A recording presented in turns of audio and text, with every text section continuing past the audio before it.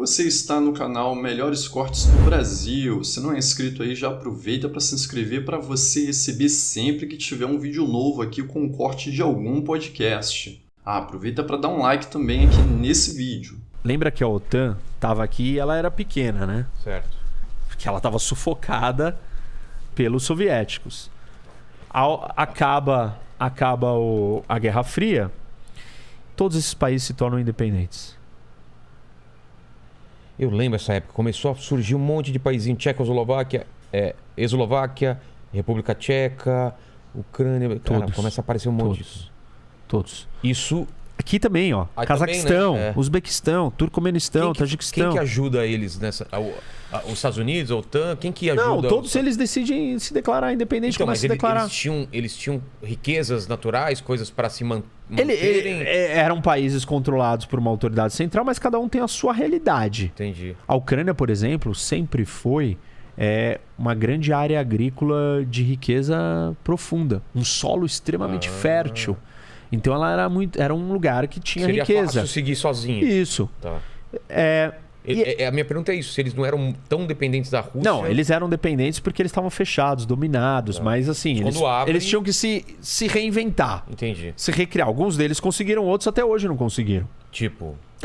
Todos os países aqui, Kirguistão, Tajiquistão, são muito, muito pobres. Turcomenistão ainda tem muito mais petróleo, tal. Cazaquistão é muito grande, também tem petróleo. Azerbaijão tem petróleo, é isso que sobrevive. Agora a Geórgia tem problemas, é pobre. A Armênia tem uma situação difícil, Bielorrússia também. Então esses dependem muito da Rússia, e por isso que a Rússia tem influência sobre eles até hoje. E vai continuar tendo.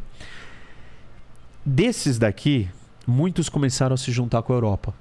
Com o quê? Com a União Europeia. E outros começaram a se juntar também com a OTAN. E isso começou a deixar a Rússia incomodada. Porque o que era antes um território dela, virou para o outro lado e virou para a aliança militar do outro lado. Então você supostamente está colocando tropas na minha fronteira. Tá cada vez chegando mais perto de mim. E como toda essa terra aqui é plana, lembra que eu falei? Lembro. Aí se você tiver tropas aqui na Ucrânia, está dentro da Rússia. É essa a preocupação. E aí a Rússia se sente muito incomodada e começa a querer revisitar esse assunto. E fala, não, peraí, não pode ter essa expansão da OTAN, não pode ter expansão da União Europeia, eu não quero isso. Mas quando que isso começa? No fim da Guerra Fria, no fim do colapso do Império Soviético, você já começa com as adesões e o crescimento da União Europeia. Então, de 91 em diante, ao longo dos anos, você vai tendo... Mas aí você tem uma Rússia fraca, quieta, não podendo fazer nada. Não. Quando que ela começa a ter força suficiente para começar a falar, peraí, agora... Olha, eu diria que o grande e o primeiro movimento é em 2008. Quando a Rússia invade a Geórgia. Entendi. E invade a Geórgia por quê? Porque se diz ou se cogita que os próximos dois países a entrarem na OTAN vai ser a Ucrânia e a Geórgia. E os russos entendem que a Ucrânia é inaceitável. Ucrânia e Bielorrússia, aliás, os russos chamam eles de russos brancos e pequenos russos.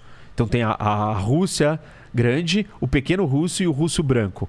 Então, para os russos, Ucrânia, Bielorrússia e Rússia é um povo só. É a mesma coisa. E daqui a pouco eu falo da história antiga, né, desse povo para a gente entender. Então, assim, o Putin quer recriar aquele espaço todo que ele dominava. Tanto que ele fala que a maior tragédia do século XXI, a maior tragédia geopolítica do século XXI é o fim da União Soviética. Ele quer recriar a União Soviética. Não dá para ele recriar embaixo de uma ideologia querendo conquistar territórios. Aquele pensamento antigo não funcionaria. Pelo menos até ontem não funcionaria. Porque então, hoje vai funcionar provavelmente na base da simples e pura força bruta. Nossa. Por isso que esse evento e episódio do que nós estamos assistindo hoje é tão importante. Faz 80 anos no mundo que nós não temos uma potência desse porte, desse tamanho, abocanhando territórios para... 80 anos que isso. Com mudança de fronteira de uma grande potência uma potência, a maior potência nuclear, virar e falar assim: eu não gosto que aquele território não seja meu. Eu quero ele para mim. 80 anos que não acontece isso no mundo. Cara, por isso tá tendo essa agitação toda. Porque isso é muito grave. Esse episódio é uma mudança de paradigma. É um novo capítulo no sistema internacional, nas relações internacionais. Daqui a 100 anos o pessoal vai estar estudando isso. Vai falar, naquele momento a gente teve uma quebra. Que nem o 11 de setembro foi uma quebra. Tipo, isso daqui é uma quebra.